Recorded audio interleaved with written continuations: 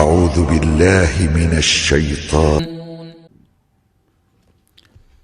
إن الحمد لله نحمده ونستعينه ونستغفره ونعوذ بالله من شرور أنفسنا ومن سيئات أعمالنا من يهده الله فلا مضل له ومن يضلل فلا هادي له وأشهد أن لا إله إلا الله وحده لا شريك له وأشهد أن محمدا عبده ورسوله يا أيها الذين آمنوا اتقوا الله حق تقاته ولا تموتن إلا وأنتم مسلمون يا أيها الناس اتقوا ربكم الذي خلقكم من نفس واحدة وخلق منها زوجها وبث منهما رجالا كثيرا ونساء واتقوا الله الذي تساءلون به والأرحام إن الله كان عليكم رقيبا يا أيها الذين آمنوا اتقوا الله وقولوا قولا سديدا يصلح لكم أعمالكم ويغفر لكم ذنوبكم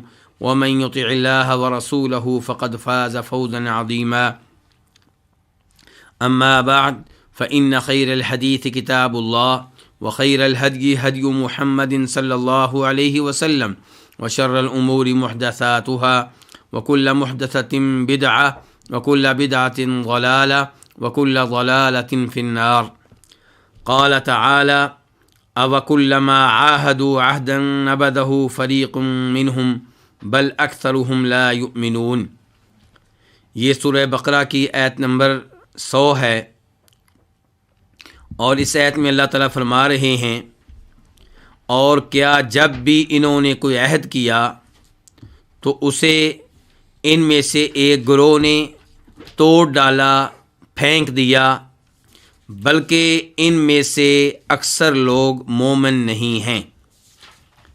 اللہ رب العزت اس آیت میں بھی بنی اسرائیل کا، یہود کا تذکرہ فرما رہے ہیں، اور یہودیوں کی بری عادتوں میں سے ایک یہ ہے کہ معاہدے کر لینا اور پھر انہیں توڑ ڈالنا۔ ایسا انہوں نے اللہ رب العزت کے ساتھ بھی کیا اور لوگوں کے ساتھ بھی کیا، یعنی کہ وہ معاہدے جو انہوں نے اللہ رب العزت کے ساتھ کیے، اللہ رب العزت کو جن امور پہ عہد دیا ان امور کی پرواہ نہیں کی اور ان معاہدوں کو توڑ ڈالا۔ ایسے ہی ان کے معاہدے جو لوگوں سے ہوئے ان کی صورتحال بھی یہی ہے۔ تو اللہ تعالیٰ اس پہ انکار فرما رہے ہیں، اس کے اوپر ڈانٹ رہے ہیں۔ اللہ تعالیٰ کہتے ہیں اوَكُلَّمَا، یہ حمزہ استفہام کے لیے ہے اور انکار کرنے کے لیے ہے، توبیخ کے لیے ہے، ڈانٹنے کے لیے ہے۔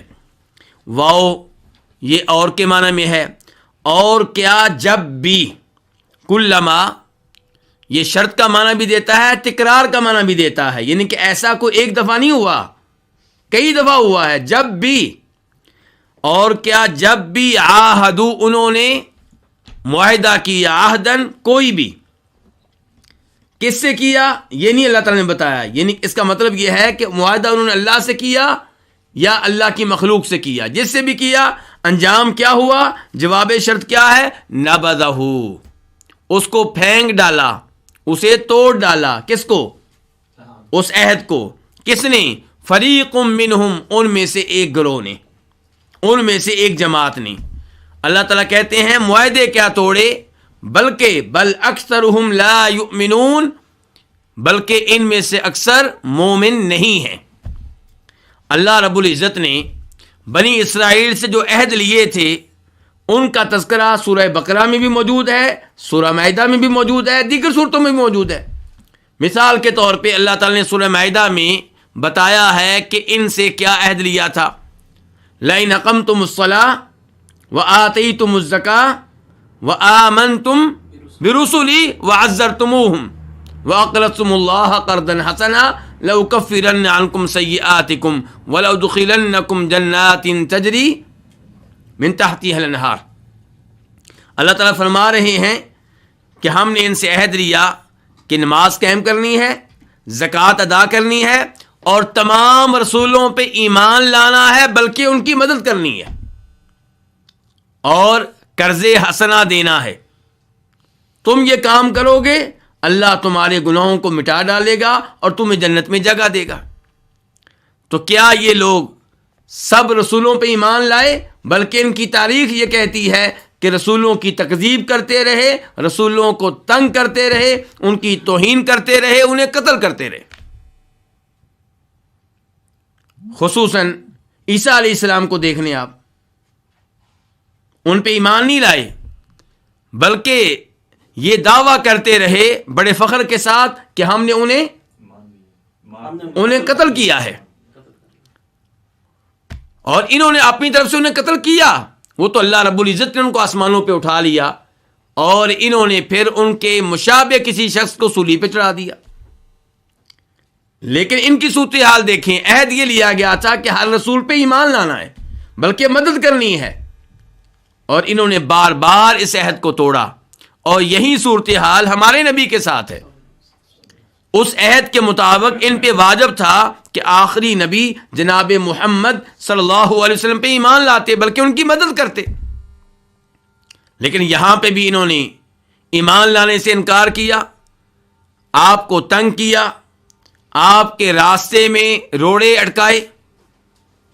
تو اللہ رب العزت انہی امور کی طرف اشارہ کر رہے ہیں، اور اللہ تعالیٰ فرما رہے ہیں، اور کیا جب بھی انہوں نے کوئی عہد معاہدہ کیا، کوئی عہد دیا، تو نبذہ، اس عہد کو توڑ ڈالا ان میں سے ایک گروہ نے، بل اکثرہم لا یؤمنون، بلکہ معاملہ اس سے کہیں زیادہ آگے ہے، ان میں سے اکثر مومن نہیں ہیں۔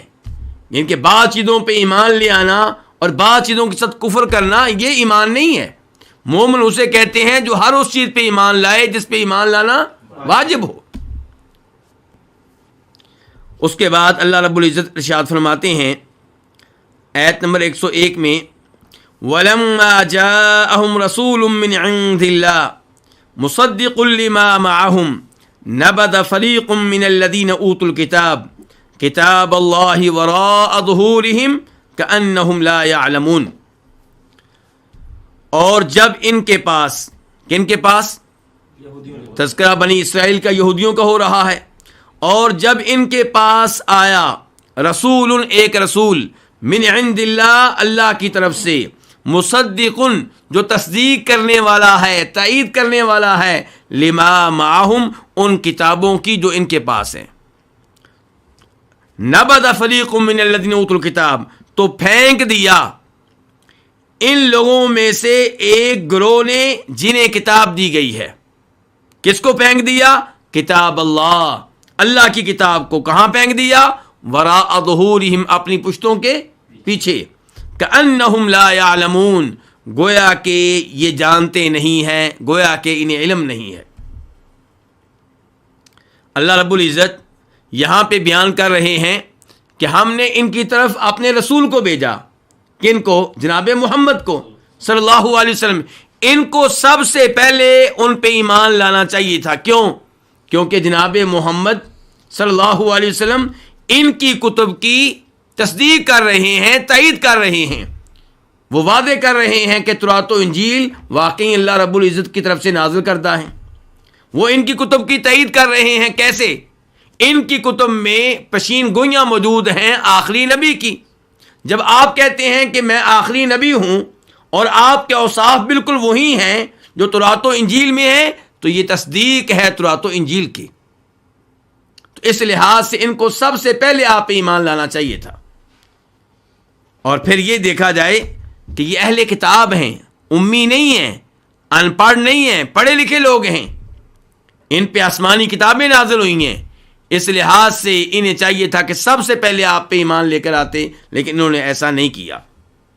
تو اللہ تعالیٰ فرماتے ہیں وَلَمَّا جَاءَهُمْ، اور جب ان کے پاس آیا رسول، ایک رسول، رسول کے اوپر تنوین تعظیم کے لیے، ایک عظیم رسول، کہاں سے آیا؟ من عند اللہ، اللہ کی طرف سے۔ اس لفظ نے آپ کی عظمت میں مزید اضافہ کر دیا۔ عظیم رسول، اور نسبت کس کی طرف ہے؟ اللہ کی طرف سے، کہ اللہ کی طرف سے آئے ہوئے، اللہ کی طرف سے بھیجے ہوئے عظیم رسول۔ مصدقن، یہ صفت ہے کس کی؟ رسول کی، یعنی کہ اللہ کی طرف سے رسول آیا ان کے پاس، مصدقن، جو تصدیق کرنے والا ہے، لما، ان چیزوں کی جو ان کے پاس ہیں، ان کے پاس کیا چیزیں ہیں؟ آسمانی کتابیں. مراد کیا ہے؟ تورات. تو نبذا پھینک دیا، یہ ہے لمحہ کا جواب کہ جب رسول آیا ہے تو انہوں نے کیا کیا؟ آگے سے کیا سلوک کیا اس رسول کے ساتھ؟ نبذا، انہوں نے پھینک دیا. نبذ فریق، ان میں سے ایک گروہ نے پھینک دیا. نبذ فریق، ایک گروہ نے پھینک دیا. من الذین اوتوا الکتاب، ان لوگوں میں سے ایک گروہ جن کو کیا دی گئی ہے؟ کتاب دی گئی ہے. کتابیں کن کو دی گئی ہیں؟ اہل کتاب کون ہے؟ یہودی اور عیسائی. تو ان میں سے ایک گروہ نے پھینک دیا. کس کو پھینک دیا؟ کتاب اللہ، اللہ کی کتاب کو. یہاں پہ کون سی کتاب مراد ہے؟ قرآن.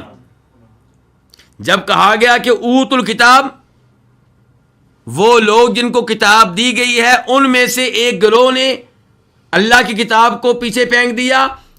جن کو کتاب دی گئی ہے وہاں پہ کتاب سے مراد کیا ہے؟ قرآن نہیں ہے، ان کی کتابیں مراد ہیں، تورات و انجیل. اور جب کہا گیا کتاب اللہ تو یہاں پہ مراد کیا ہے؟ قرآن. تو ایک گروہ نے پھینک دیا اللہ کی کتاب کو. کہاں پھینک دیا؟ وراء ظہورہم، اپنی پشتوں کے پیچھے. ظہور ظہر کی جمع ہے، پشت کو کہتے ہیں. اپنی پشتوں کے پیچھے پھینک دیا، یعنی کہ نظر انداز کر دیا اور پھینک دیا. ایک ہے کہ کوئی چیز آپ کے پیچھے، آپ نے اپنے پیچھے رکھ دی لیکن اعراض کے انداز میں نہیں، آپ کو جگہ وہ مناسب لگی. یہاں پہ یہ ہے کہ اعراض کے انداز میں اللہ کی کتاب کو اپنی پشتوں کے پیچھے پھینک دیا، یعنی کہ اس سے منہ موڑ لیا. کأنہم لا یعلمون، اور انداز ایسا تھا گویا کہ یہ جانتے نہیں ہیں. کیا نہیں جانتے؟ گویا کہ یہ جانتے نہیں ہیں کہ اللہ کی کتاب ہے، گویا کہ جانتے نہیں ہیں کہ کتاب اللہ کی طرف سے نازل کرتا ہے، جبکہ یہ اچھی طرح جانتے ہیں. الذین آتیناہم الکتاب یعرفونہ کما یعرفون ابناءہم، یہ اچھی طرح جانتے ہیں کہ یہ کتاب اللہ کی طرف سے نازل کردہ ہے. یہ اچھی طرح جانتے ہیں کہ جناب محمد اللہ رب العزت کے سچے رسول ہیں. لیکن انداز ایسے ہے گویا کہ ان کے پاس علم ہی نہ ہو، گویا کہ ان کو اس کتاب کی حقیقت کے بارے میں پتہ ہی نہ ہو. تو اللہ رب العزت یہاں پہ ان کی مذمت بیان کر رہے ہیں. اور یہاں پہ اللہ تعالیٰ نے کہا کہ انہوں نے کتاب کو اپنی پشت کے پیچھے پھینک دیا. پشت کے پیچھے پھینکنا، اس سے کیا مراد ہے؟ اعراض کرنا، اللہ کی کتاب پہ ایمان نہ لانا، اللہ کی کتاب کی تلاوت نہ کرنا، اللہ کی کتاب پہ عمل نہ کرنا، یہ سب کچھ شامل ہے پشت کے پیچھے پھینکنے کے لفظ میں. اور یہی صورتحال آج کے مسلمان کی ہے، جو بظاہر ایمان لانے کا دعویٰ کرتا ہے لیکن حقیقت کی دنیا میں ایسا نہیں ہے. جب ذاتی اختلافات ہوتے ہیں تو کیا تب ہم قرآن کا فیصلہ مانتے ہیں؟ کیا ہماری کوشش ہوتی ہے کہ ہمارا فیصلہ کسی انگریزی عدالت کی بجائے کسی ایسے عالم دین کے پاس جائے جو قرآن و حدیث کے مطابق فیصلہ کرے؟ کیا تلاوت کرنے کے لحاظ سے ہم قرآن کے ساتھ ایک اچھا تعلق رکھتے ہیں؟ کیا قرآن کا ترجمہ و تفسیر سیکھنے کے لحاظ سے ہم قرآن کے ساتھ اچھا تعلق رکھتے ہیں؟ کیا عمل کرنے کے لحاظ سے ہمارا رویہ قرآن کے ساتھ اچھا ہے؟ یا وہی صورتحال ہے کہ اپنی پشت کے پیچھے پھینک دیا؟ آج اگر ہم کسی جگہ بیٹھے ہوں اور کسی آدمی کے پاس قرآن ہو اور وہ ہمارے پیچھے بیٹھا ہو تو ہم پریشان ہو جاتے ہیں. کیوں؟ کیونکہ اس نے قرآن میری پشت کے پیچھے کر دیا ہے. حالانکہ پشت کے پیچھے کرنا کیا ہے؟ اسے نظر انداز کر دینا، اس سے اعراض کرنا، اس پہ عمل نہ کرنا، اس کی تلاوت نہ کرنا، اس پہ ایمان نہ لانا. تو اللہ تعالیٰ فرماتے ہیں کأنہم لا یعلمون، ان کا رویہ ایسا ہوتا ہے گویا کہ لا یعلمون، یہ جانتے نہیں ہیں. کون نہیں جانتے؟ یہی یہودی. اس کے بعد اللہ تعالیٰ فرماتے ہیں آیت نمبر 102 میں وَاتَّبَعُوا مَا تَتْلُو الشَّيَاطِينُ عَلَى مُلْكِ سُلَيْمَانَ وَمَا كَفَرَ سُلَيْمَانُ وَلَكِنَّ الشَّيَاطِينَ كَفَرُوا يُعَلِّمُونَ النَّاسَ السِّحْرَ وَمَا أُنزِلَ عَلَى الْمَلَكَيْنِ بِبَابِلَ هَارُوتَ وَمَارُوتَ. یہ آیت لمبی ہے، اس لیے میں نے اس کا ابتدائی حصہ تلاوت کیا ہے اور اس کا ترجمہ پڑھتے ہیں. اللہ تعالیٰ فرماتے ہیں وَاتَّبَعُوا، اور انہوں نے پیروی کی. کنہوں نے؟ یہودیوں نے. اسی سے لفظ ہوتا ہے نا اتباع سنت، سنت کی پیروی کرنا، اسی سے لفظ ہے اتبعوا. انہوں نے پیروی کی، فعل ماضی ہے، انہوں نے پیروی کی. یہ کن کا تذکرہ ہو رہا ہے؟ یہودیوں کا، یعنی کہ اللہ کی کتاب قرآن کو اپنی پشت کے پیچھے پھینک دیا، ٹھیک ہے جی، اس سے تو اعراض کر لیا، اب عمل کس پہ کیا؟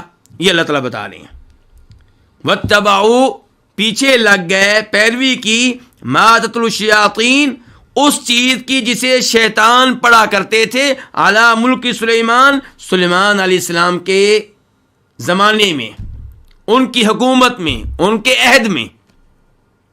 وَاتَّبَعُوا، انہوں نے پیروی کی، ما، اس چیز کی جس کی تلاوت کیا کرتے تھے کون؟ شیطان۔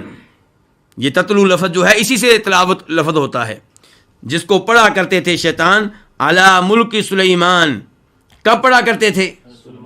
سلیمان علیہ السلام کی بادشاہت میں، ان کی حکومت میں، ان کے زمانے میں۔ وما کفر سلیمان، اور سلیمان علیہ السلام نے کفر نہیں کیا، ولیکن الشیاطین کفروا، لیکن شیطانوں نے کفر کیا، یعلمون الناس السحر، اس حال میں کہ وہ لوگوں کو تعلیم دیتے تھے، انہیں سکھاتے تھے کیا؟ جادو۔ السحر کا معنی کیا ہوتا ہے؟ جادو۔ اللہ رب العزت بیان کر رہے ہیں کہ اللہ کے قرآن کو یہودیوں نے نظر انداز کر دیا، ایمان لے کر نہیں آئے، اس میں دلچسپی نہیں لی، تو پھر دلچسپی کس میں لی؟ جادو میں۔ وہ جادو جو سلیمان علیہ السلام کے زمانے سے نسل در نسل ان لوگوں کے پاس چلا آ رہا ہے، اس میں انہوں نے دلچسپی لی، اس کو پیار دیا، اس میں ان کا شوق رہا۔ اور اللہ تعالیٰ فرماتے ہیں کہ یہ لوگ کہتے ہیں کہ سلیمان علیہ السلام نبی نہیں تھے بلکہ بادشاہ تھے، اور ان کی بادشاہت قائم تھی جادو کی بنیاد پہ۔ اللہ تعالیٰ نے فرمایا وما کفر سلیمان، سلیمان علیہ السلام نے کفر نہیں کیا۔ کیا مطلب؟ انہوں نے جادو اختیار نہیں کیا، ان کی حکومت جادو کی وجہ سے نہیں تھی، جادو کفر ہے، ہمارے نبی سلیمان علیہ السلام اس کفر کو کیسے اختیار کر سکتے ہیں؟ وَلَٰكِنَّ الشَّيَاطِينَ كَفَرُوا، شیطانوں نے کفر کیا، انہوں نے جادو کی راہ اختیار کی۔ کیسے کفر کیا؟ یہاں پہ کفر سے مراد کیا ہے؟ فرمایا یعلمون الناس السحر، یہ پورا جملہ جو ہے یہ حال ہے کس سے؟ کفروا کے فاعل سے، کہ شیطانوں نے کفر کیا۔ کیا کفر؟ کہ وہ لوگوں کو جادو کی تعلیم دیتے تھے، لوگوں کو جادو سکھاتے تھے۔ اور یہاں پہ جادو کو کیا کہا گیا؟ علم کہا گیا ہے۔ جادو کو کیا کہا گیا؟ علم۔ اس سے پتہ چلا کہ ہر وہ چیز جسے علم کہا جائے اسے نہیں سیکھا جاتا، وہ علم سیکھیے جو قرآن و حدیث کے مطابق ہو۔ وہ علم سیکھنا جائز نہیں ہے جو قرآن و حدیث کے خلاف ہو۔ تو یہ جادو سیکھتے تھے، اس جادو کے علم کو کفر قرار دیا گیا ہے۔ وَلَٰكِنَّ الشَّيَاطِينَ كَفَرُوا يُعَلِّمُونَ النَّاسَ السِّحْرَ، اور ان الفاظ سے یہ بھی پتہ چلا کہ جادو کرنا یہ کن کا کام ہے؟ شیطانوں کا کام ہے، یہ کسی اچھے مسلمان کا کام نہیں ہے۔ وَمَا أُنزِلَ عَلَى الْمَلَكَيْنِ بِبَابِلَ هَارُوتَ وَمَارُوتَ، یہ ما جو ابھی میں نے پڑھا ہے یہ اسم موصول ہے الذی کے معنی میں، اور وہ چیز جو اتاری گئی علی الملکین، دو فرشتوں پہ، ببابلا، کس شہر میں اتاری گئی؟ دو فرشتوں پہ۔ فرشتے کہاں پہ تھے؟ بابل میں۔ ان فرشتوں کا نام کیا ہے؟ ہاروت و ماروت۔ اچھا، وما انزل کا تعلق کیا ہے پچھلے جملے سے؟ وما انزل کا عطف ہے کس کے اوپر؟ ما تتلو الشیاطین کے اوپر، کہ ان یہودیوں نے پیروی کی اس جادو کی جسے شیطان پڑھا کرتے تھے سلیمان علیہ السلام کے زمانے میں، وما انزلا، اور دوسرے نمبر پہ انہوں نے پیروی کی اس چیز کی جو نازل کی گئی، جو اتاری گئی دو فرشتوں ہاروت و ماروت پہ بابل شہر میں۔ تو انہوں نے پیروی کتنی چیزوں کی ہے؟ پھر دو چیزوں کی۔ نمبر ایک اس جادو کی جسے شیطان پڑھتے تھے سلیمان علیہ السلام کی حکومت میں، ان کے زمانے میں، اور یہ ملک سلیمان، ملک کا معنی کیا؟ بادشاہ، حکومت۔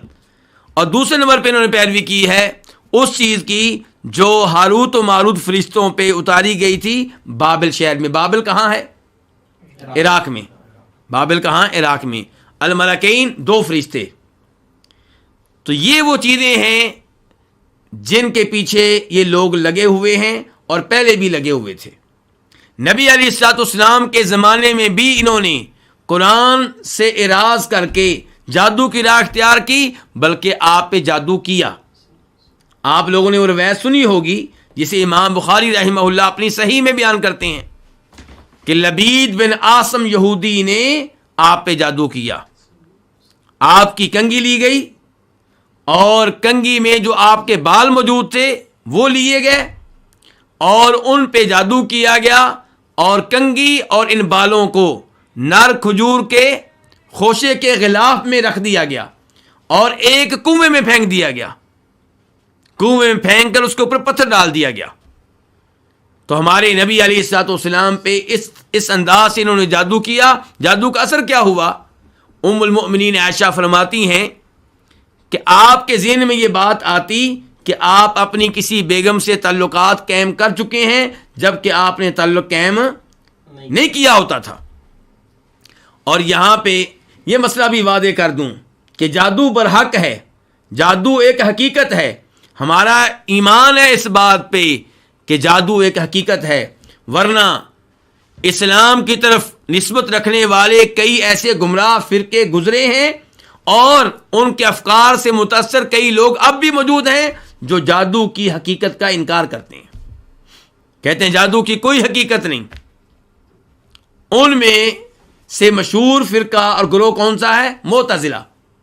معتزلہ عقل پرست گروہ ہے جو اپنی عقل کو قرآن کی نصوص پہ فوقیت دیتا ہے. اور آج بھی جو لوگ اپنی عقل کو قرآن کی نصوص پہ فوقیت دیتے ہیں، ترجیح دیتے ہیں، انہوں نے یہی لائن اختیار کی ہے، اسی راستے کا انتخاب کیا ہے کہ جادو کی کوئی حقیقت نہیں ہے. جبکہ قرآن سے پتہ چل رہا ہے کہ جادو ایک حقیقت ہے، نبی علیہ الصلوۃ والسلام کی احادیث سے پتہ چل رہا ہے کہ جادو ایک حقیقت ہے. بخاری مسلم کی احادیث ہیں کہ ہمارے نبی پہ جادو کیا گیا ہے. ان لوگوں کے لیے مسئلہ یہ بن جاتا ہے، یہ کہتے ہیں کہ اگر ہم نے مان لیا کہ آپ پہ جادو ہوا تو پھر آپ پہ جو دین نازل ہوا ہے، آپ پہ جو قرآن نازل ہوا ہے، اس سے اعتماد اٹھ جائے گا. لوگ کہیں گے ان پہ تو جادو ہو گیا تھا، جو کلام یہ لے کر آ رہے ہیں ہو سکتا ہے وہ جادو کے زیر اثر ہو. جبکہ ہم کہتے ہیں آپ ہر چیز کو مانیں، یہ بھی مانیں کہ واللہ یعصمک من الناس، اللہ رب العزت نے آپ کو محفوظ رکھا. لیکن آپ کو محفوظ رکھا کس معاملے میں؟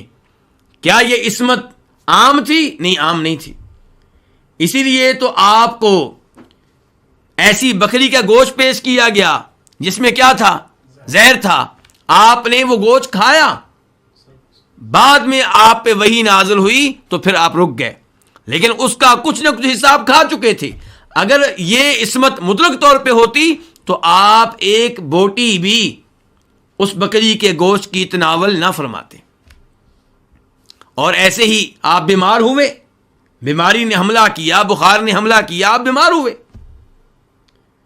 اور آپ ایک مرتبہ گرے، کس سے؟ گھوڑے سے. گھوڑے سے گرے تو آپ کو زخم لگے جس کی وجہ سے 1 مہینہ آپ نے اپنے گھر میں آرام کیا. تو کہنے کا مطلب یہ ہے کہ وہ بیماریاں اور وہ مسائل امراض کے لحاظ سے جو عام انسانوں کے ساتھ پیش آتے تھے آپ کے ساتھ بھی پیش آتے رہے، لیکن آپ معصوم ہیں. تبلیغ میں یہ ممکن نہیں ہے کہ آپ تبلیغ کریں، اللہ کا دین پہنچائیں، اللہ کا قرآن پہنچائیں اور اس میں آپ سے غلطی ہو جائے. آپ اللہ کا کلام لوگوں تک پہنچانے کی بجائے کوئی دوسری چیز اس میں داخل کر دیں، یہ ممکن نہیں ہے. اور آپ معصوم ہیں اس لحاظ سے کہ آپ کو قتل کرنا ممکن نہیں تھا. اسی لیے وہ بکری جس میں زہر ملا ہوا تھا آپ کو کھلائی گئی، کچھ نہ کچھ حصہ آپ نے کھایا، لیکن آپ قتل نہیں ہوئے. جب آپ کے فوت ہونے کا وہ وقت آیا جو تقدیر میں لکھا ہوا تھا اور قوت مدافعت کمزور ہوئی، تب آپ نے اس زہر کے اثرات کو محسوس کیا۔ غزوہ خیبر کب ہوا ہے؟ سن 7 ہجری میں، اور آپ فوت کب ہوئے ہیں؟ سن 11 ہجری میں۔ تو اس کا مطلب یہ ہے کہ آپ کو اللہ رب العزت نے زہر کی وجہ سے قتل ہونے سے بچائے رکھا، محفوظ رکھا۔ البتہ جب فوت ہونے کا وقت آیا تب زہر نے اپنا اثر دکھایا۔ تو نبی علیہ الصلوۃ والسلام معصوم تھے تبلیغ میں، اللہ کا دین پہنچانے میں، اللہ کا کلام پہنچانے میں، اور آپ معصوم تھے اس لحاظ سے کہ آپ کو قتل کرنا ممکن نہیں تھا۔ لیکن اس کا مطلب یہ نہیں ہے کہ آپ کو تنگ نہیں کیا گیا، آپ کو تنگ کیا گیا، آپ کو تکلیفیں دی گئیں، آپ کو زہر کھلائی گئی اور آپ گھوڑے سے گرے، یہ سارے امور آپ کے ساتھ پیش آتے رہے۔ ایسے ہی جادو آپ پہ کیا گیا تو آپ پہ جادو ہوا، اگرچہ اتنا شدید نہیں ہو سکا جتنا شدید وہ لوگ چاہتے تھے۔ آپ پہ جادو کا اثر ہوا تو اس کا نقصان دنیاوی امور میں سامنے آیا، دینی امور میں نہیں۔ دنیاوی امور میں کہ آپ یہ سوچتے تھے کہ شاید میں نے اپنی کسی بیگم سے تعلق قائم کیا ہے، جبکہ آپ نے قائم نہیں کیا ہوتا تھا۔ پھر اللہ رب العزت نے آپ کی دعا قبول فرمائی اور یہ جادو کا اثر ختم ہوا۔ تو بہرحال کہنے کا مطلب یہ ہے کہ جادو ایک حقیقت ہے، ہمارا اس پہ ایمان ہے، اور اسی کو ایمان کہتے ہیں۔ ہر اس چیز پہ ایمان لائیں جس کا تذکرہ قرآن و حدیث میں آ گیا۔ اگر کوئی جادو کو حقیقت نہیں مانتا تو قرآن و حدیث کی نصوص کا انکار کر رہا ہے۔ تو جادو ایک حقیقت ہے، اور یہ بھی حقیقت ہے کہ جادو کفر ہے۔ اسی ایسے سے پتہ چل رہا، اللہ تعالیٰ کہہ رہے ہیں سلیمان علیہ السلام نے کفر نہیں کیا، یعنی کہ جادو کفر ہے، اور کفر والا یہ کام سلیمان علیہ السلام نے نہیں کیا۔ کفر والا یہ کام کنہوں نے کیا؟ شیاطین نے کیا۔ اور جادوگر کا حکم کیا ہے کہ اسے قتل کیا جائے۔ امام بخاری اپنی صحیح میں یہ روایت لے کر آئے ہیں کہ جناب عمر فاروق نے 3 جادوگروں کو قتل کرنے کا حکم دیا، اور ان کی صاحبزادی ام المؤمنین حفصہ نے اس لونڈی کو قتل کرنے کا حکم دیا جس لونڈی نے ان کے اوپر جادو کیا تھا۔ تو اللہ تعالیٰ فرماتے ہیں وما کفر سلیمان، کہ سلیمان علیہ السلام نے کفر نہیں کیا، لیکن شیطانوں نے کفر کیا اس حال میں کہ لوگوں کو سکھاتے تھے، کیا سکھاتے تھے؟ جادو۔ وما انزل علی الملکین، اور انہوں نے پیروی کی دوسرے نمبر پہ اس چیز کی جو اتاری گئی، جو نازل کی گئی، علی الملکین، 2 فرشتوں پہ، ببابل، بابل شہر میں۔ 2 فرشتوں کے نام کیا ہیں؟ ہاروت و ماروت۔ یہاں پہ ایک اور امر کی طرف اشارہ کرنا ضروری سمجھتا ہوں کہ بہت سی تفاسیر میں ایک من گھڑت واقعہ لکھا ہوا ہے کہ ہاروت و ماروت یہ وہ 2 فرشتے ہیں جو آسمانوں پہ تھے۔ جب اللہ رب العزت نے آدم علیہ السلام کو زمین پہ نازل کیا تو فرشتوں نے اعتراض کے انداز میں کہا کہ یا اللہ، اسے پیدا کرنے کی کیا ضرورت تھی؟ یہ لوگ فساد کرنے والے ہیں، خون بہانے والے ہیں، اور ہم ان سے کہیں زیادہ تیری اطاعت کرنے والے ہیں، تیری عبادت کرنے والے ہیں۔ اللہ تعالی نے کہا تم ایسا کرو کہ فرشتوں میں سے 2 فرشتے سلیکٹ کرو جن کو میں زمین پہ اتاروں گا، اور پھر دیکھیں گے کہ وہ کیا کرتے ہیں۔ چنانچہ فرشتوں نے ہاروت اور ماروت کا انتخاب کیا اور ان کو زمین پہ اتار دیا گیا۔ ان کے پاس ایک خوبصورت عورت آئی تو انہوں نے اس عورت کے ساتھ غلط تعلقات قائم کرنے کی کوشش کی۔ اس عورت نے تعلق قائم کرنے سے انکار کر دیا جب تک کہ اس کی شرط پوری نہ کی جائے۔ شرط کیا ہے؟ شرکیہ الفاظ یہ فرشتے ادا کریں تو وہ عورت ان کے ساتھ تعلقات قائم کرنے کے لیے تیار ہے، لیکن انہوں نے شرکیہ الفاظ ادا کرنے سے انکار کر دیا۔ وہ عورت ایک دفعہ پھر آئی، اس بار اس کے پاس بچہ تھا، اور ان فرشتوں نے اس عورت سے دوبارہ تعلقات قائم کرنے کی خواہش کا اظہار کیا، اس عورت نے کہا اس بچے کو قتل کرو تب میں تمہاری بات مانوں گی۔ فرشتوں نے اس شرط کو پورا کرنے سے انکار کر دیا۔ تیسری بار وہ آئی تو اس کے پاس شراب تھی، انہوں نے پھر تعلقات قائم کرنے کی خواہش کا اظہار کیا تو انہوں نے کہا کہ آپ یہ شراب پئیں، میری شرط پوری کریں۔ چنانچہ انہوں نے شراب پی لی اور شراب پینے کے بعد شرکی الفاظ بھی ادا کیے، بچے کو بھی قتل کیا اور اس عورت سے غلط تعلقات بھی قائم کیے۔ تب اللہ رب العزت نے بقول اس من گھڑت روایت کے ہاروت و ماروت کو اختیار دیا کہ اب بتاؤ تمہاری سزا تمہیں دنیا میں دی جائے یا آخرت میں دی جائے؟ تو انہوں نے کہا کہ دنیا میں۔ چنانچہ ان کو اب تک یہ سزا مل رہی ہے اور یہ زمین پہ ہی موجود ہیں۔ یہ من گھڑت روایت کئی تفاسیر میں موجود ہے اور افسوس ہوتا ہے کہ کئی لوگ اس روایت کو اس انداز سے بیان کرتے ہیں گویا کہ یہ بالکل درست ہو، جبکہ یہ روایت قرآن و حدیث کے بالکل خلاف ہے۔ اللہ تعالیٰ فرشتوں کے بارے میں بتاتے ہیں لا یعصون اللہ ما امرہم ویفعلون ما یؤمرون، کہ فرشتے سب کے سب اللہ کا ہر حکم مانتے ہیں اور کبھی بھی اللہ کی نافرمانی نہیں کرتے، معصیت کا ارتکاب نہیں کرتے۔ سوچا نہیں جا سکتا کہ کوئی فرشتہ اللہ کے حکم کی خلاف ورزی کرے۔ تو اس لیے یہ من گھڑت روایت ہے اور ایسی روایات سے دور رہنا چاہیے۔ اس کے بعد اللہ تعالیٰ فرماتے ہیں وَمَا يُعَلِّمَانِ مِنْ أَحَدٍ حَتَّى يَقُولَا إِنَّمَا نَحْنُ فِتْنَةٌ فَلَا تَكْفُرْ فَيَتَعَلَّمُونَ مِنْهُمَا مَا يُفَرِّقُونَ بِهِ بَيْنَ الْمَرْءِ وَزَوْجِهِ۔ وَمَا يُعَلِّمَانِ، اور وہ دونوں تعلیم نہیں دیتے تھے۔ کون دونوں؟ ہاروت و ماروت۔ وہ دونوں نہیں سکھاتے تھے من احدن، کسی کو۔ من کیا ہے؟ زائدہ تاکید کے لیے۔ وہ کسی کو بھی تعلیم نہیں دیتے تھے حتی یقولا، یہاں تک کہ وہ دونوں کہتے انما، سوائے اس کے نہیں، نحنو، ہم ہیں، کیا ہیں؟ فتنتن، ہم آزمائش ہیں، ہم تمہارے لیے امتحان بن کر آئے ہیں، تمہارے لیے آزمائش بن کر آئے ہیں۔ فلا تکفر، جو ان سے تعلیم لینے کے لیے آتا اسے کیا کہتے ہیں؟ فلا تکفر، تو کفر کی راہ اختیار نہ کر، تو کافر نہ بن۔ اس سے کیا پتا چلا کہ جو علم ان کے پاس موجود تھا، جس کی وہ تعلیم دیتے تھے، وہ کفر پہ مبنی تھا،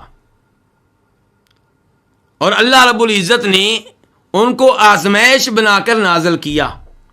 جو ان کے پاس اس علم کی تعلیم لینے کے لیے آتا، اس کے سامنے معاملے کو واضح کر دیتے اور کہتے ہم آزمائش ہیں، تم کفر کی راہ اختیار نہ کرو۔ یہاں پہ اس امر کی وضاحت کر دوں کہ بہت سے لوگوں نے یہاں پہ یہ اعتراض کیا ہے کہ فرشتے نیک لوگ ہوتے ہیں، اللہ کی اطاعت کرنے والے ہوتے ہیں، یہ کیسے ممکن ہے کہ وہ کسی کو جادو کی تعلیم دیں؟ یہ کیسے ممکن ہے کہ وہ کسی کو شر سکھائیں؟ تو گزارش یہ ہے کہ اگر کوئی فرشتہ اللہ کے حکم پہ کسی کو جادو کی تعلیم دیتا ہے تو وہ نافرمانی کا ارتکاب نہیں کر رہا بلکہ اپنے رب کی اطاعت کر رہا ہے۔ خضر علیہ السلام نے جب اس لڑکے کو قتل کیا تھا جس نے بعد میں اپنے والدین کے لیے مسئلہ بننا تھا، تو کیا انہوں نے اللہ کی اطاعت والا کام کیا یا نافرمانی والا کام کیا؟ اطاعت والا کام کیا۔ حالانکہ بظاہر کسی بچے کو کسی وجہ کے بغیر قتل کرنا یہ کیا لگتا ہے؟ گناہ کا کام لگتا ہے۔ اسی لیے موسیٰ علیہ السلام نے انکار کیا، ان پہ اعتراض کیا۔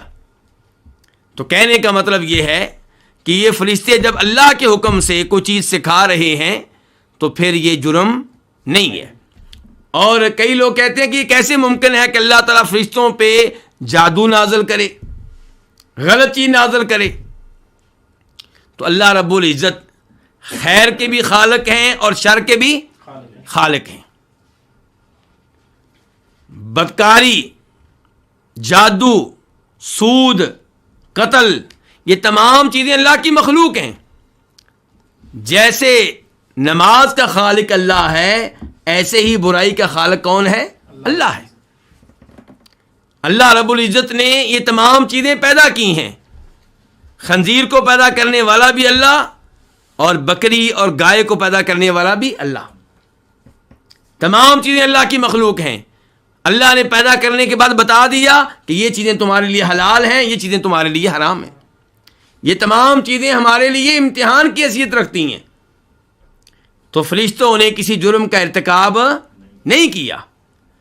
وما يعلمان من احد، اور وہ کسی کو تھے یہاں تک کہ وہ کہتے، یعنی کہ تعلیم دینے سے پہلے خبردار کرتے، وارننگ دیتے اور کہتے انما نحن فتنہ، ہم آزمائش ہیں. فلا تکفر، تو کفر کی راہ اختیار نہ کر.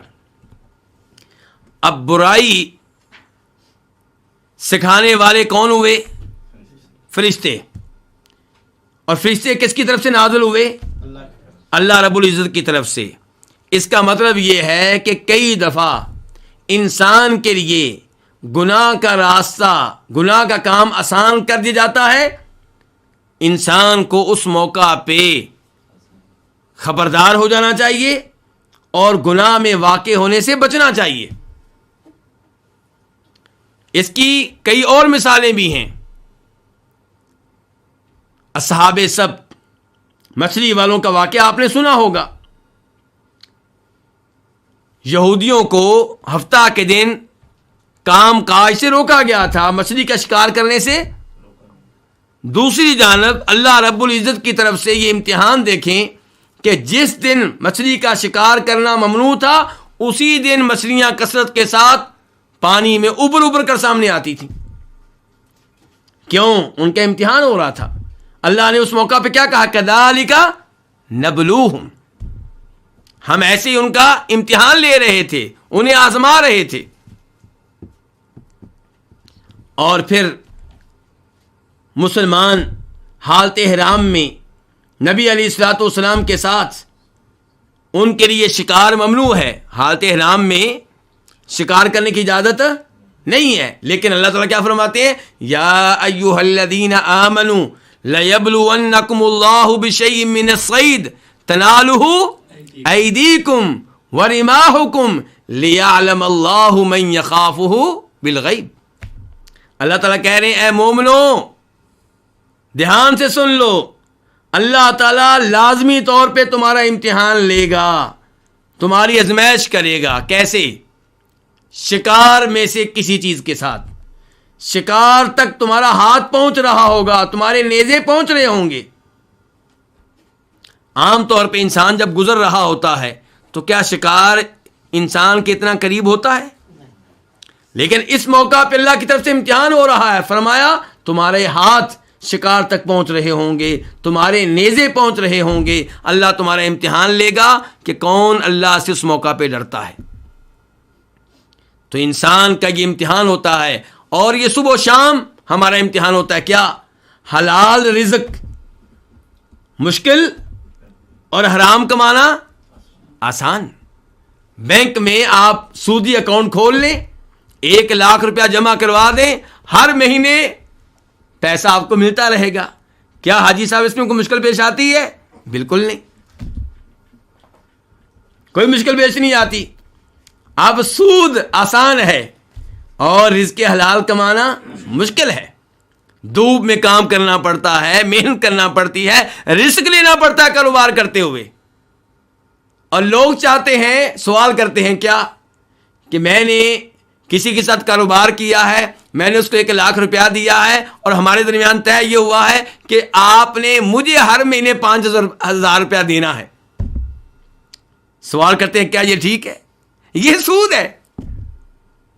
1 لاکھ روپیہ آپ نے جمع کروا دیا اور آپ کیا کہتے ہیں اس سے کہ 1 لاکھ روپیہ میرا محفوظ رہے گا، کاروبار میں نقصان ہو تب بھی مجھے 1 لاکھ روپیہ ملنا چاہیے اور ہر مہینے منافع بھی مجھے ملے. یہ کیا ہے؟ یہ حرام ہے. حرام آسانی سے آتا ہے, یہ آسانی ہے. 1,00,000 روپیہ بھی محفوظ, ہر مہینے پیسے بھی مل رہے ہیں, جبکہ کاروبار کیا ہے, رزق حلال کیا ہے, 1,00,000 روپیہ آپ کو دے دیا. اب ڈر بھی رہتا ہے کہ یہ آدمی کہیں گڑبڑ نہ کر دے, اور جس کے ساتھ آپ کاروبار کر رہے ہیں اس کی آپ نگرانی بھی کرتے ہیں, کاروبار میں معلومات بھی لیتے ہیں, سوال بھی کرتے ہیں, فون بھی کرتے ہیں. کبھی خبر ملتی ہے کہ منافع ہے, کبھی خبر ملتی ہے کہ نقصان ہو گیا. تو بہرحال یہ امتحان ہوتا ہے. وما يعلمان من احد, وہ نہیں تعلیم دیتے تھے کسی کو, حتی یقولا, یہاں تک کہ وہ کہتے انما نحن فتنہ, سوائے اس کے نہیں ہم آزمائش ہیں. فلا تکفر, تو کافر نہ بن. فیتعلمون منہما ما یفرقون به بین المرء وزوجہ. فیتعلمون, تو وہ سیکھتے, وہ کون؟ یہودی لوگ سیکھتے, منہما, ان دونوں سے. کن دونوں سے؟ ان دو فرشتوں سے. کیا سیکھتے؟ ما, وہ چیز, ما یفرقون به, جس کے ساتھ وہ جدائی ڈالتے, بین المرء, آدمی کے درمیان, وزوجہ, اور اس کی بیوی کے درمیان. جادو کی صورتوں میں سے ایک صورت کیا ہے کہ میاں بیوی کے درمیان جادو کے ذریعے جدائی ڈالنا. تو یہ بھی جادو کی ایک قسم تھی. یہ علم وہ لوگ سیکھا کرتے تھے. اب بتائیے اس میں کیا فائدہ ہے؟ ہمارا کام یہ ہونا چاہیے کہ ہم کسی مرد اور اس کی بیوی کے درمیان تعلقات کو بہتر بنائیں, ان میں اختلافات ہوں تو ہم صلح کروائیں. اور یہاں پہ کون سا علم سیکھا جا رہا ہے؟ جس علم کے ذریعے مقصد کیا ہے کہ میاں بیوی کے درمیان تفریق پڑ جائے, جدائی پڑ جائے, طلاق ہو جائے. فیتعلمون, تو وہ سیکھتے, منہما, ان دونوں سے, ما, وہ چیز, وہ علم جس کے ذریعے وہ تفریق ڈالتے, جدائی ڈالتے, بین المرء وزوجہ, آدمی کے درمیان, اس کی بیوی کے درمیان. اللہ تعالیٰ فرماتے ہیں وما هم بضارین بہ من احد الا باذن اللہ, اور وہ نہیں نقصان دینے والے تھے, بہی, اس جادو کے ساتھ, من احد, کسی ایک کو, الا باذن اللہ, مگر اللہ کے اذن سے, اللہ کی اجازت سے, اللہ کے ارادے سے. اس آیت کے جملے سے کیا پتہ چلا کہ اسباب جتنے بھی مضبوط ہوں, جب تک اللہ نہ چاہے کوئی کام نہیں ہوتا. اسی لیے مسلمانوں کو چاہیے کہ اللہ کے ساتھ تعلق کو مضبوط بنائیں اگر وہ چاہتے ہیں کہ ہمیں دنیا میں غلبہ ملے. غیر مسلم اقوام کے پاس قوت ہے, کوئی شک و شبہ نہیں, اسباب ہیں, کوئی شک و شبہ نہیں, تعداد ہے, کوئی شک و شبہ نہیں. اگر مسلمان رب کو راضی کر لیں تو اللہ رب العزت آج بھی مسلمانوں کو غلبہ دے گا, کیونکہ یہ اسباب, یہ تعداد, یہ قوت, یہ مال ان کو فائدہ نہیں دے گا جب تک کہ اللہ نہ چاہے. تو سارے معاملات کس کے ہاتھ میں ہیں؟ اللہ کے ہاتھ میں ہیں. وما ہم بضارین بہ, اور نہیں تھے وہ, ماں کا معنی کیا؟ نہیں, ہم وہ کون؟ جادو سیکھنے والے, اور وہ نہیں تھے بضارین, نقصان دینے والے. یہ با کون سی ہے؟ زائدہ, تاکید کے لیے. وہ ہرگز نقصان دینے والے نہیں تھے. بہی, اس کے ساتھ, کس کے ساتھ؟ جادو کے ساتھ. من احدن, کسی ایک کو, من یہاں پہ بھی زیادہ ہے, کسی ایک کو, الا باذن اللہ, مگر اللہ کی اجازت کے ساتھ, اللہ کے اذن کے ساتھ, اللہ کے ارادے کے ساتھ. اللہ کا اذن دو طرح کا ہوتا ہے, ایک شرعی اور ایک کونی. اللہ کا حکم ایک ہوتا ہے شرعی اور ایک کیا ہوتا ہے؟ کونی. مثال کے طور پہ اللہ تعالیٰ کا حکم ہے نماز پڑھو, اللہ کا حکم ہے توحید کو اختیار کرو, اللہ کا حکم ہے مومن بن جاؤ. یہ اللہ کے احکام کون سے ہیں؟ شرعی. اور یہاں پہ اللہ نے انسان کو اختیار دیا ہے, ارادہ دیا ہے, ان احکام کو مان لے تو روز آخرت اجر و ثواب ملے گا, اگر نہیں مانے گا تو سزا ملے گی. اور ایک ہوتا ہے اللہ کا اذن اور اللہ کا امر, کون سا؟ کونی. وہ اللہ رب العزت جب دیتے ہیں تو ہر ایک کو ماننا پڑتا ہے. مثال کے طور پہ بیمار ہونا, یہ اللہ کی طرف سے شرعی حکم نہیں ہے. کون سا ہے؟ کونی ہے. جب اللہ تعالیٰ کہتے ہیں کسی چیز کے لیے ہو جا، وہ ہو جاتی ہے. تو یہاں پہ بھی اللہ تعالیٰ فرما رہے ہیں کہ جادو اس وقت تک اثر نہیں کرے گا جب تک کہ اللہ کا اذن نہیں ہوگا، اللہ کا ارادہ نہیں ہوگا، اللہ کی مشیت نہیں ہوگی. وَيَتَعَلَّمُونَ مَا يَضُرُّهُمْ وَلَا يَنفَعُهُمْ. اللہ تعالیٰ فرماتے ہوئے يَتَعَلَّمُونَ، اور وہ سیکھتے رہے، ما وہ چیز، یضرہم جو ان کو ضرر دیتی تھی، نقصان دیتی تھی، ولا ینفعہم اور ان کو فائدہ نہیں دیتی تھی. یعنی کہ اس جادو میں ان کا کوئی فائدہ نہیں تھا، اس جادو میں نقصان ہی نقصان تھا. اس کے باوجود وہ سیکھتے رہے. سکھانے والوں نے بھی خبردار کیا کہ اس میں تمہارا نقصان ہے، اس میں کفر ہے، اس کے باوجود وہ سیکھتے رہے. یہ ان کی سرکشی کی انتہا ہے. وَيَتَعَلَّمُونَ اور وہ سیکھتے رہے، ما یضرہم وہ چیز جو ان کو نقصان دیتی تھی، ولا ینفعہم اور ان کو نفع نہیں دیتی تھی. تو یہ علم تھا یا نہیں تھا؟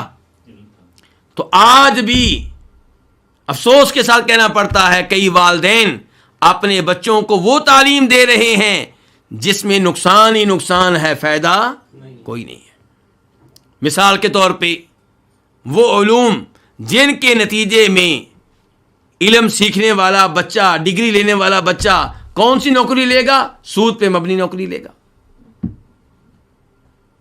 اسے حلال کی روزی نہیں ملے گی. تو ہمیں ان آیات سے سبق حاصل کرنا چاہیے. قرآن اس لیے نہیں ہے کہ ہم کہانیاں سنیں، قرآن اس لیے ہے کہ ہم عبرت حاصل کریں، اور قرآن اس لیے ہے کہ ہم سبق حاصل کریں. اللہ تعالیٰ فرماتے ہوئے تعلمون اور وہ سیکھتے تھے وہ چیز جو ان کو ضرر دیتی تھی، نقصان دیتی تھی، ولا ینفعہم اور ان کو نفع نہیں دیتی تھی. وَلَقَدْ عَلِمُوا لَمَنِ اشْتَرَاهُ مَا لَهُ فِي الْآخِرَةِ مِنْ خَلَاقٍ. وَلَقَدْ اور البتہ تحقیق عالموا انہوں نے جان لیا. کیا جان لیا؟ کہ لمن اشتراہ البتہ جو اس کو خریدے، کس کو؟ جادو کو، ما لہو نہیں ہے اس کے لیے، فی الآخرت آخرت میں، من خلاق کوئی بھی حصہ. وَلَقَدْ یہاں پہ تین طرح کی تاکید ہے. لام قسم کی ہے، اور اس سے پہلے قسم محذوف ہے، واللہ کہ اللہ کی قسم. لام البتہ، قد تحقیق. تو اس کا مطلب یہ ہے کہ اللہ تعالیٰ جو بات بیان کر رہے ہیں وہ بیان کرنے سے پہلے اللہ تعالیٰ نے تین طرح کی تاکید ذکر کی ہے کہ کوئی شک نہیں، کوئی شک نہیں، کوئی شک نہیں کہ ان کو معلوم تھا.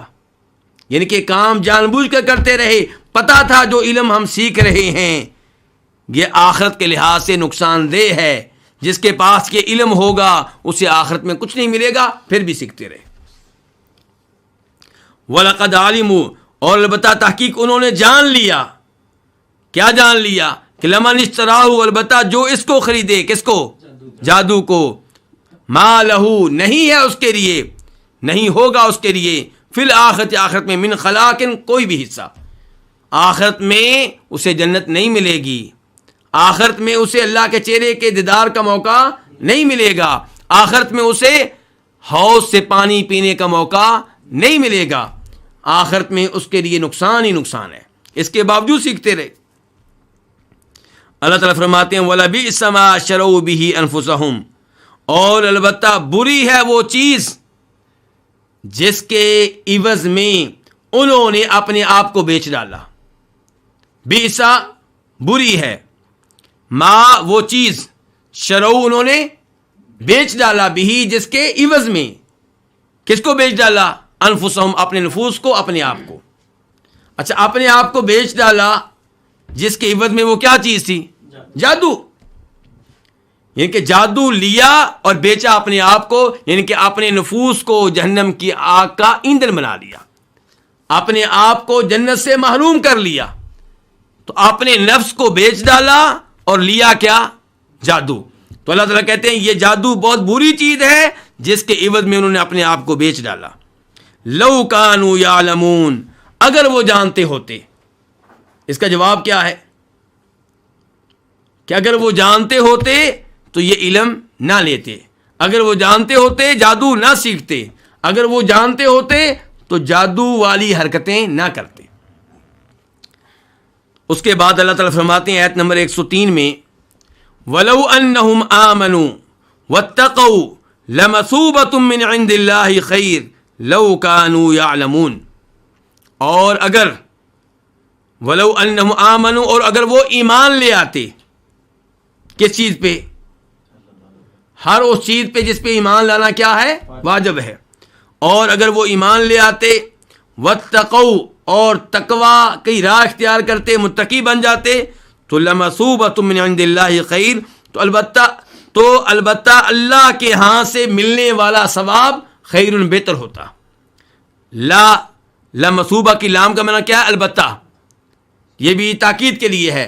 مثوبۃ ثواب، من عند اللہ، اللہ کی طرف سے، خیر بہتر، یعنی کہ اگر وہ ایمان لے آتے اپنے دل کے ساتھ، واتقوا، اور اپنے اعضاء کے ساتھ تقوی اختیار کرتے، پرہیزگاری اختیار کرتے، تو اللہ رب العزت کی طرف سے ملنے والا ثواب خیر، ان کے لیے کیا ہوتا؟ بہتر ہوتا۔ لیکن انہوں نے ایمان کی راہ اختیار نہیں کی، انہوں نے تقوی کی راہ اختیار نہیں کی، اس لیے اللہ رب العزت کی طرف سے ملنے والے ثواب سے مکمل طور پہ محروم رہیں گے۔ اگر ایمان لے آتے، تقوی کی راہ اختیار کرتے، تو اللہ کی طرف سے تھوڑا سا بھی ثواب مل جاتا تو ان کے لیے خیر پہ مبنی ہوتا۔ لمثوبہ کی جو تنوین ہے یہ تقلیل کے لیے ہے، تھوڑا سا ثواب۔ لو کانوا یعلمون، اگر وہ جانتے ہوتے تو پھر وہ یہی کام کرتے۔ کیا کام کرتے؟ ایمان لے آتے، متقی بن جاتے، اور اللہ تعالیٰ کی طرف سے اجر و ثواب حاصل کرتے۔ لیکن وہ ایمان لے کر نہیں آئے، تقوی کی راہ اختیار نہیں کی، اس لیے اللہ کی طرف سے ملنے والے اجر و ثواب سے محروم رہیں گے۔ یہاں پہ بھی اللہ رب العزت نے پہلے ڈرایا ہے اور پھر خوشخبری دی ہے، یعنی کہ انہوں نے جادو خریدا، اس لیے یہ بہت بری چیز ہے، آخرت میں ان کے لیے کوئی خیر نہیں ہے۔ اور آگے بتایا کہ اگر وہ جادو کی بجائے اللہ تعالیٰ کی طرف سے نازل کردہ کتابوں پہ ایمان لاتے، تورات پہ ایمان لاتے، اور آج کی یہودی قرآن پہ ایمان لاتے، محمد رسول اللہ پہ ایمان لاتے، متقی بن جاتے، تو اللہ کی طرف سے ان کو اجر و ثواب ملتا، اور تھوڑا سا اجر و ثواب بھی مل جائے اللہ کی طرف سے تو وہ بہتر ہے اس پوری دنیا سے۔ اللہ رب العزت سے دعا ہے کہ اللہ تعالی ہمیں اپنا کلام سیکھنے کی توفیق بخشے اور اس پہ عمل کرنے کی توفیق بھی بخشے۔ وآخر دعوانا الحمد للہ رب العالمین۔